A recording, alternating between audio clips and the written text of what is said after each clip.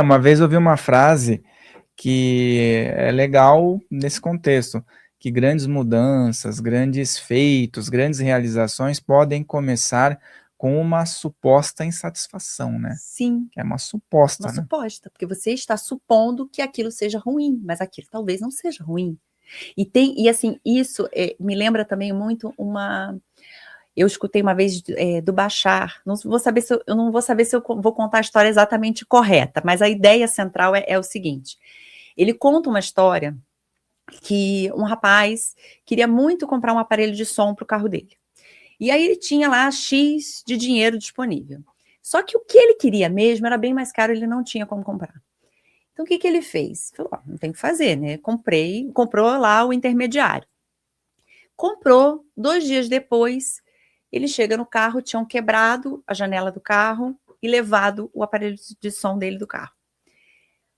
Ele se manteve nessa frequência do entusiasmo. E aí, o que ele fez? Entrou em contato com a seguradora, levou o carro para consertar o vidro. No que ele entrou em contato, que ele levou o carro para consertar o vidro, o cara falou assim, olha, eu nem vou te cobrar, porque isso não tem nem como, eu vou nem te cobrar. O dinheiro que entrou da seguradora era justamente o dinheiro que ele precisava para comprar o som que ele queria, o melhor. Então você entende que às vezes a gente fica preocupado com os meios que as coisas acontecem, quando na verdade o eu superior está te olhando ali do tabuleiro e vendo quais as possibilidades que ele vai fazer para que você cocrie o seu objetivo. De uma forma ideal, né? Às E vezes aí não é do jeito que você você não é do... imaginava, né? Mas existem outras formas. E a gente coloca as nossas limitações, é aquela história assim, eu quero ser milionário, eu quero ganhar na loteria para ser milionário. Você está limitando a forma que você tem de ser milionário. Quando, na verdade, existem tantas outras possibilidades. Exatamente. Deixem, que nem aquela pessoa que é muito incisiva, né? Eu quero tal carro, tal casa. Em vez dela poder pensar o seguinte, posso ter o qual eu escolher. Qual eu escolher? Aí não precisa ficar aquela Não quero obsessão. aquela. Eu quero uma que seja assim, que tenha isso, que tenha um jardim, sei lá. Qualquer um que eu quiser, Qualquer. eu posso escolher. Exato. Pronto, acho que facilita um pouco para esse campo atuar, né? E assim, que seja perfeita para mim. O que é perfeita para mim? Não é que a casa é perfeita, mas ela é perfeita para você. A Exatamente. palavra perfeita eu gosto muito. Uma vez eu até falei assim, botei assim, não, pede clientes perfeitos. E aí alguém respondeu para mim assim no post, cliente perfeito não existe. E eu falei, não vai explicar para essa pessoa. O cliente perfeito é aquele cliente que é perfeito para você. Para você, ele se encaixa em você. Qual o seu ideal? É um cliente que não reclama, um cliente sei lá, que paga em dia, um cliente que... É isso. Então, ele é o cliente perfeito para você. Eu não estou dizendo que não vão acontecer desafios e questões ali. É importante isso, né? Porque muitas vezes é uma idealização assim fora dos padrões que as pessoas buscam, né? E você falou sobre, agora vamos entrar nos arcturianos e nos contatos, porque atualmente eu vejo muito arcturiano sendo mencionado, né? E há muitos anos atrás eu tive algumas experiências que linkavam com esse nome, né? Em mensagens, em alguns lugares que eu frequentava. E também ligações com o Rei Arthur, muitas vezes eu já ouvi falar que tinha uma certa egrégora ali, uma influência com vários outros seres. Mas os arcturianos, né, que você mencionou, eles são um grupo que está aqui no planeta realizando um trabalho, ou eles estão, como outros grupos que são citados, num aspecto de observação apenas?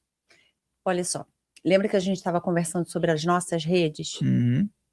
E todas essas fractalizações, e que nós somos todas essas partes, sirianos, arcturianos, tudo. Muitos de nós somos fractais arcturianos. Muitos de nós. Então, assim, não só arcturiano, pleiadiano, siriano, antariano.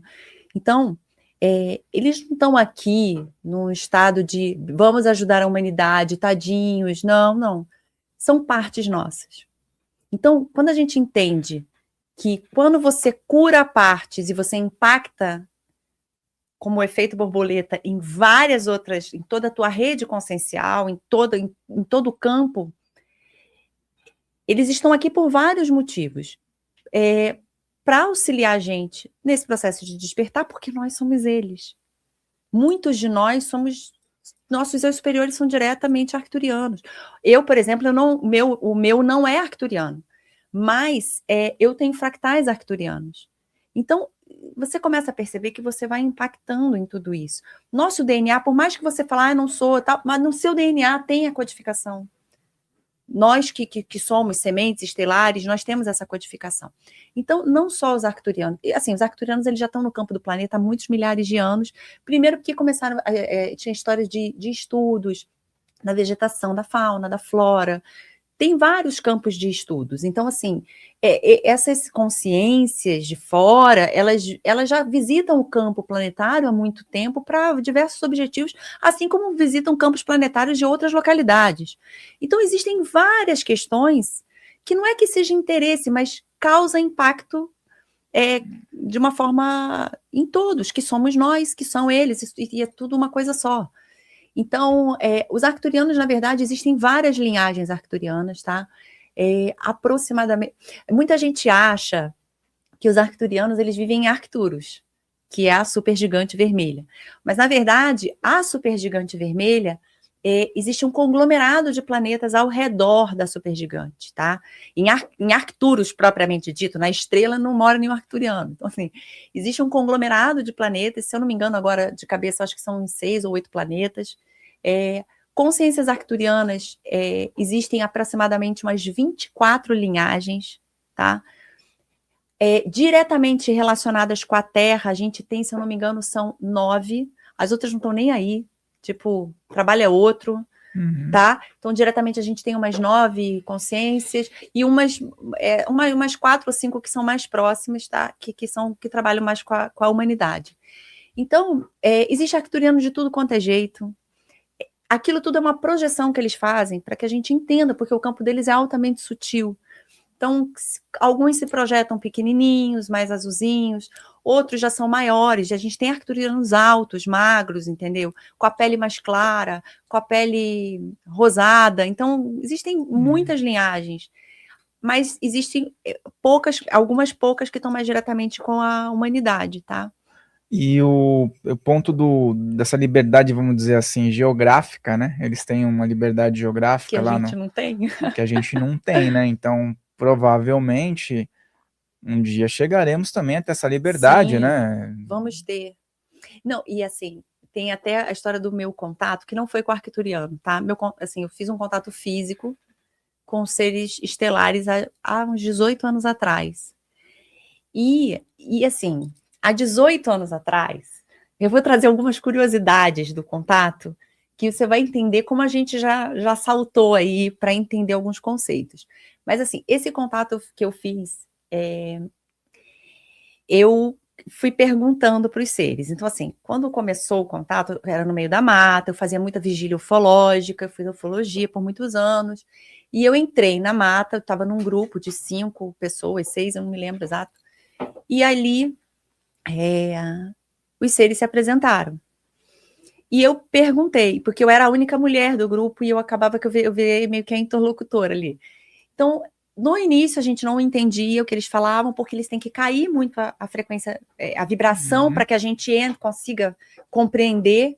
É tecnologia, é tudo tecnologia. Naquela época era muito difícil a gente entender isso. E aí, quando a gente conseguiu se comunicar, com o homem, o ser masculino a gente não conseguia, porque a voz era muito metalizada, muito grave, e a gente não entendia. Quando o ser feminino começou a conversar com a gente, que a gente começou a entender. Ela falava, era uma voz melodiosa, era como se ela cantasse, não sei reproduzir. Ela tinha uma sonoridade musical, ao mesmo tempo muito calma na voz. E eu perguntei para eles, vocês são quantos? Somos 4, 2 casais. As respostas são sempre muito objetivas, tá? 2 casais. E aí eu perguntei, vocês vieram de onde? Orion. Vocês são de onde? Orion. E aí eu perguntei, qual o nome de vocês? O dela era Sila e o dele era Tilos. O do outro casal eles não falaram. E aí eu perguntei assim, vocês viram? Porque a ideia que eu tinha é que eles vinham de nave, pousavam, saíam, sabe aquele negócio meio filme? Uhum. E aí eu vi que não era assim. Eu perguntei, vocês vieram como? Teletransporte. Teletransporte. Teletransporte. Teletransporte. E aí eu perguntei, quanto tempo? Milésimos. Milésimos. É humilhante pra gente. Milésimos. Aí o que aconteceu? Eu cheguei e falei para eles assim, vocês podem acender o frontal para a gente ver, porque estava muito escuro e a gente não enxergava onde eles estavam, a gente via a silhueta, mas não enxergava direito. Vocês podem acender o frontal para a gente ver onde vocês estão? E eu achei, na minha pequenez e humildade, que ia acender um filetezinho de luz assim, tipo um laser. Cara, estourou como se fosse uma bola prateada. A gente tomou eu tomei um susto, que foi como uma descarga, assim, foi uma coisa, eu tomei um susto, porque eu não esperava aquilo, não fez som, mas é como se tivesse feito um som, porque tamanha a descarga elétrica que eu tive no corpo. E ali, eu acho que todo mundo se desestruturou, deu um treco ali, e aí eu só escutei ela falando assim, mantenham a vibração. E eu vi eles desfazendo. Aí, no dia seguinte, olha, porque depois isso vai ter algumas informações que eu vou trazer. No dia seguinte, o contato continuou da onde ele tinha parado. Entenda a história da linearidade do tempo. O tempo não é linear da maneira que a gente entende. O contato provavelmente continua acontecendo, mas para a gente foi no dia seguinte. E aí a gente continuou da onde a gente tinha parado.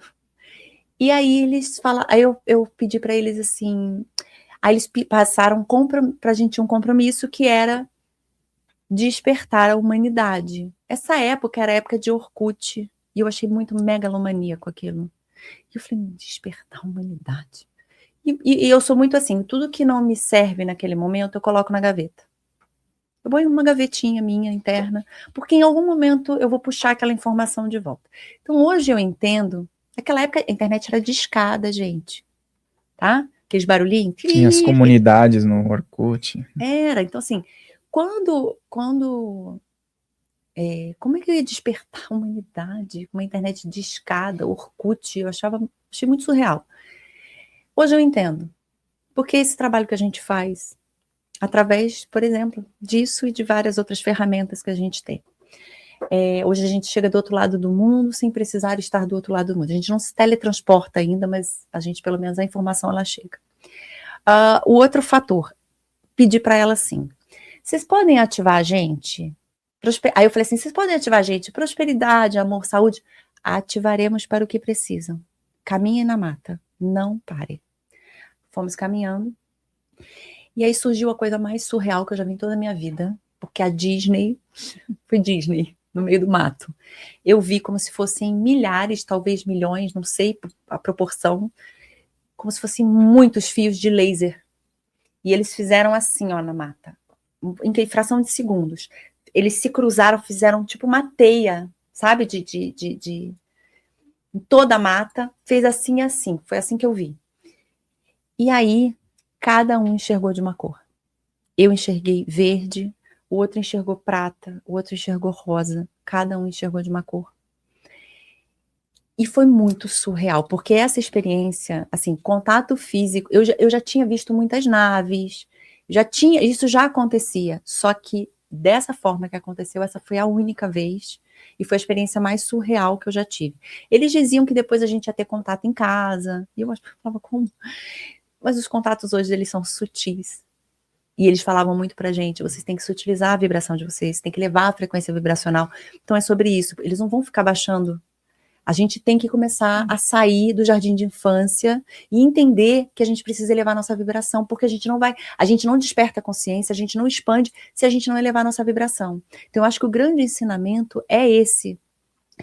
E essa é a história do contato ter continuado, da onde ele parou no dia seguinte, eu só tive essa percepção dessa questão do tempo não ser linear, de fazer esse link, há uns 2 anos atrás. E o contato tem uns 18.